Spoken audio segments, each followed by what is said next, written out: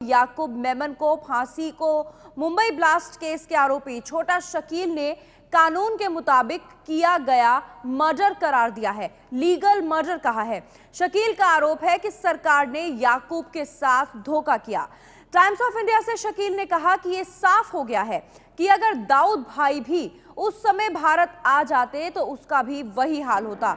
शकील ने याकूब को बेगुनाह बताते हुए कहा कि उसके भाई टाइगर के किए गए काम के लिए भारत सरकार ने बेगुनाह याकूब को सजा दी। डी कंपनी इसकी कड़ी निंदा करती है। टाइम्स ऑफ इंडिया को दिए इंटरव्यू में छोटा शकील ने क्या कहा, आपको विस्तार से बताते हैं। कानून के मुताबिक याकूब मेमन का मर्डर किया गया है। सरकार ने याकूब के साथ धोखा किया। भाई टाइगर के काम की सजा याकूब को दी गई। खुद छोटा शकील ने कॉल किया टाइम्स ऑफ इंडिया को और ये सारी बातें कही। आगे कहा, डी कंपनी इसकी निंदा करती है। ये साफ हो गया है कि अगर दाऊद भाई भी उस समय भारत आ जाते तो उनका भी यही हाल होता। भारत सरकार को लेकर निशाना तो साधा ही है, नाराजगी जताई है।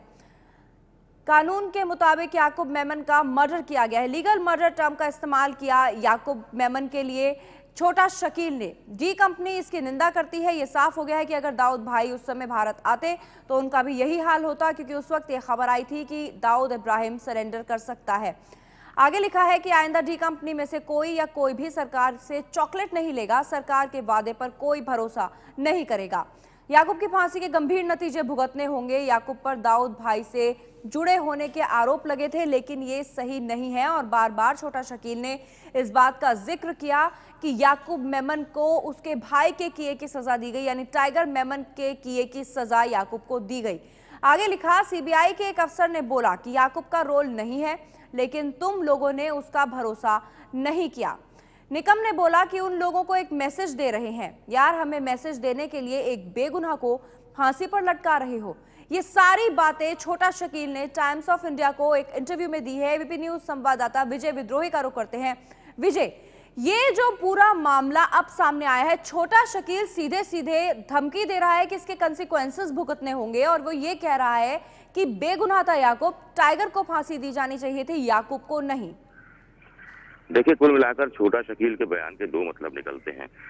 तो वो भारतीय खुफिया एजेंसियों को, भारत सरकार को चुनौती या धमकी दे रहा है कि वो याकूब मेमन की मौत का बदला लेंगे, यानी भारत में कहीं आतंकवादी किस्म की कोई घटना करा सकते हैं। ये बात, इस बात की आशंका खुद भारतीय खुफिया एजेंसियों ने भी व्यक्त की थी और कहां कहां संभावित हमले हो सकते हैं, कैसे अपने स्लीपर सेल्स के माध्यम से दाऊद कुछ करवा सकता है, उसका आकलन खुफिया एजेंसियां कर ही रही हैं।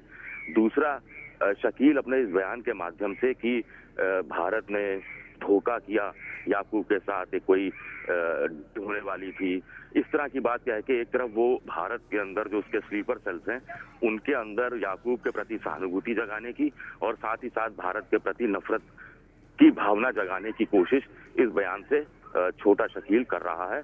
और जहां तक ये बात है कि आगे से कोई आदमी सरेंडर नहीं करेगा, उसकी संभावना तो वैसे ही बहुत पहले ही खत्म हो गई थी।